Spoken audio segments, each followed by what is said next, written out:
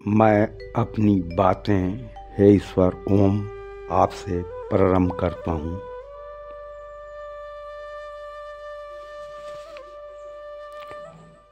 स्वप्न क्या है और स्वप्न आता क्यों है? आओ मैं अपना विचार व्यक्त कर रहा हूँ और इसे मेरे समक्ष समझें।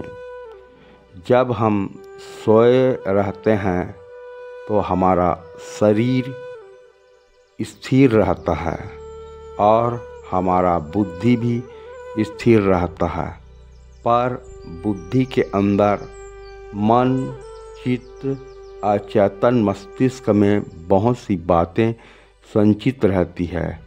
इन्हीं सब बातों में मन गुमराह हो जाता है और वह शरीर के बाहर भटकने लगता है। जब स्वप्न आता है तो मन अपना दिशा तय नहीं कर पाता है, तो मन उल जुलूल रास्ते में भटक जाता है, क्योंकि मन की प्रवृत्ति चंचल होती है। आओ पहले मन क्या है इसे समझ लेते हैं, उसी के बाद हमें बाकी बातें समझ में आएंगी।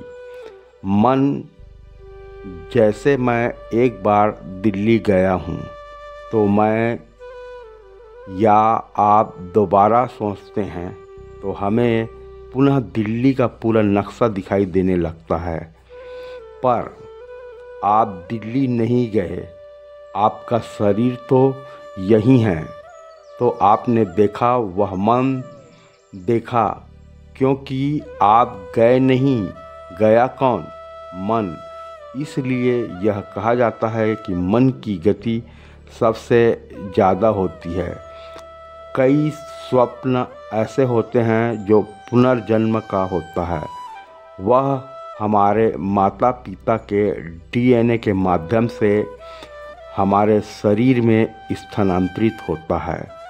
इसलिए पूर्व जन्म की बातें हमारे स्वप्न में आने लगते हैं, जिस कारण से कई लोग स्वप्न में वे बातें याद आने लगते हैं और वे लोग डर जाते हैं। पर इस तरह के स्वप्न को लोग झूठ मानते हैं, पर यह स्वप्न वास्तव में सत्य रहता है। स्वप्न हमें कैसे देखना चाहिए? सोने के बाद कि सोने से पहले? सोने के बाद स्वप्न देखने से उठने के बाद वह स्वप्न खत्म हो जाता है, लेकिन जागते सपने देखने से वह स्वप्न खत्म नहीं होता। उस स्वप्न को पूरा करने के लिए अपना पूरा एफर्ट लगाना पड़ता है, तो ही वह स्वप्न पूरा होता है, अन्यथा आप रास्ता भटक जाएंगे। इसलिए मैं कहता हूँ कि लोगों को सोने के बाद स्वप्न देखने से कोई फ़ायदा नहीं, बल्कि जागते हुए स्वप्न देखना चाहिए और उस स्वप्न को पूरा करने के लिए पूरी ताकत लगा देनी चाहिए।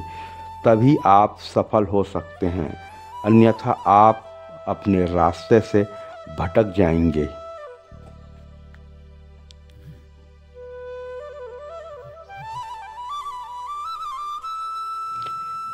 हे ईश्वर ओम, जगत के सभी जीव परमानंद रहे और सबको शांति प्रदान करें।